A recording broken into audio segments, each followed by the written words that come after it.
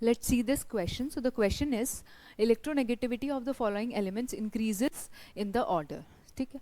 So electronegativity क्या होता है? It is the tendency to attract the shared pair of electron. ठीक है. अब अगर मैं इलेक्ट्रोनेगेटिविटी की बात करती हूँ तो जो इलेक्ट्रोनेगेटिविटी होती है वो जब हम पीरियड के अलॉन्ग मूव करते हैं, यानी कि as we move from left to right in a period, तो इलेक्ट्रोनेगेटिविटी बढ़ती है. और अगर हम टॉप टू बॉटम मूव करते हैं किसी ग्रुप में तो जो इलेक्ट्रोनेगेटिविटी होती है वो क्या करती है? डिक्रीज करती है. ठीक है. So as we move from left to right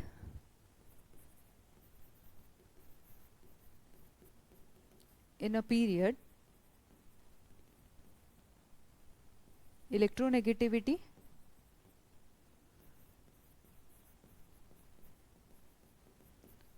increases, and as we move from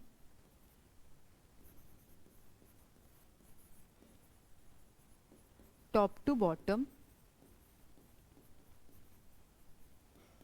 in a group, electronegativity decreases.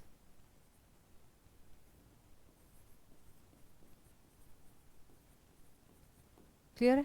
ठीक है. अब हमारे पास 4 एलिमेंट्स दिए हुए हैं, oxygen, nitrogen, sulphur and phosphorus. ठीक है. हमें इनमें क्या बताना है? इलेक्ट्रोनेगेटिविटी का ऑर्डर बताना है. अगर मैं देखूं नाइट्रोजन और फॉस्फोरस ये दोनों ही ग्रुप नंबर 15 के एलिमेंट्स हैं. ठीक है.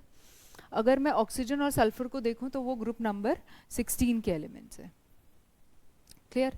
अब देखो, अब हम जैसे हम left to right in a period move करेंगे तो हमारी इलेक्ट्रोनेगेटिविटी क्या होगी? इंक्रीज करेगी, है ना. और टॉप टू बॉटम हमारी इलेक्ट्रोनेगेटिविटी क्या करेगी? डिक्रीज करेगी. ठीक है. तो सबसे ज्यादा इनमें से जो इलेक्ट्रोनेगेटिविटी होगी वो होगी ऑक्सीजन की. तो सबसे ज्यादा इलेक्ट्रोनेगेटिविटी किसकी होने वाली है? ऑक्सीजन की. ठीक है.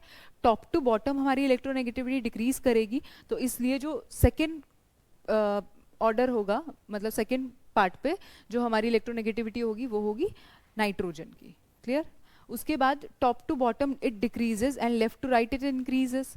तो फॉस्फोरस और सल्फर में से सल्फर की जो इलेक्ट्रोनेगेटिविटी होगी वो ज़्यादा होगी और लीस्ट किसकी होगी? फॉस्फोरस की.